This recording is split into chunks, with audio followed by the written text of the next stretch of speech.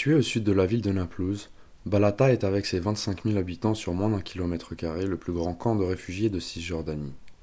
Construit à la hâte au début des années 50, le camp visait à accueillir les populations palestiniennes chassées de leurs terres en 1948. Initialement composé de tentes, le caractère provisoire du camp s'est très vite enraciné dans la durée.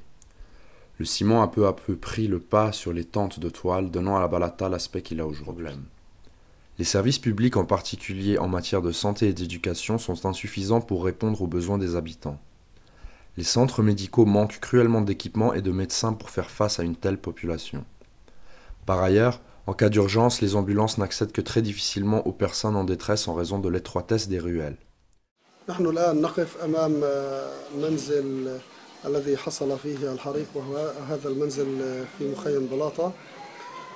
حصل هذا الحريق بتاريخ 20/9/2013 وكان نتيجة هذا الحريق أن احترقت الطفلة ديان وتوفت وكذلك الأمر تم حرق الطفلتين حبيبة 5 سنوات وليان 3 سنوات.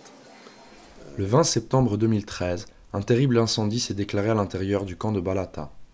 Alors qu'Amira Sanakra, Cheikh Khalil s'apprête à donner le bain à ses petites filles, une très forte explosion de gaz retentit. Les installations insalubres sont à l'origine directe du sinistre. La fille aînée, Adiane, âgée de 10 ans, n'hésite pas une seconde à porter secours à ses deux petites sœurs, Habiba et Léane, pour les éloigner des flammes. Gravement brûlée, Adiane décédera des suites de ses blessures le lendemain de l'incendie. Ce drame terrible est venu raviver le deuil encore récent de la mère, Amira, qui a perdu ses deux frères, Ahmed et Ibrahim, abattus pendant la seconde intifada.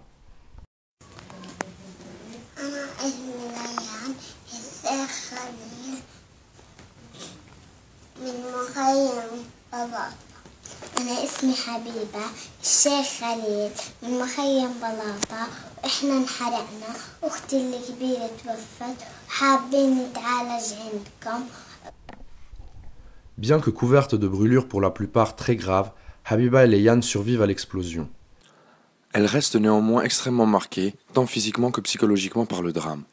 Si elles ne sont pas traitées à temps, l'ampleur des stigmates et la limitation fonctionnelle de certains membres deviendront irréversibles. L'hôpital Armand Trousseau à Paris, qui jouit d'un service spécialisé dans le traitement des enfants grands brûlés, a d'ores et déjà évalué le dossier des fillettes et établi un programme de soins comprenant des interventions chirurgicales et des greffes de peau. Le traitement devrait permettre de réduire grandement les stigmates physiques et par conséquent psychologiques des fillettes, leur permettant d'envisager un avenir meilleur.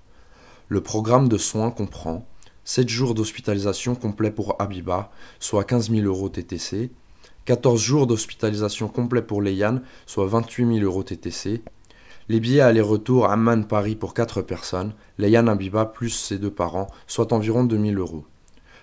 Soit un total de 45 000 € pour pouvoir mener à bien ce projet ambitieux. Si le montant est élevé, il n'y a pas de petits dons. Chacun peut à son niveau contribuer à aider Habiba et Léane dans l'attente de pouvoir les rencontrer, elles et leurs parents, à Paris. Les associations Un Nouveau Visage et Mémoire de notre Terre assureront le suivi logistique et financier de l'opération. Réussir ce projet, c'est aider 2 petites filles à envisager un avenir meilleur, parler de l'histoire et de la condition de vie des réfugiés en Palestine, montrer l'incroyable force de résistance des habitants de ces camps, fer de lance de la lutte pour l'indépendance.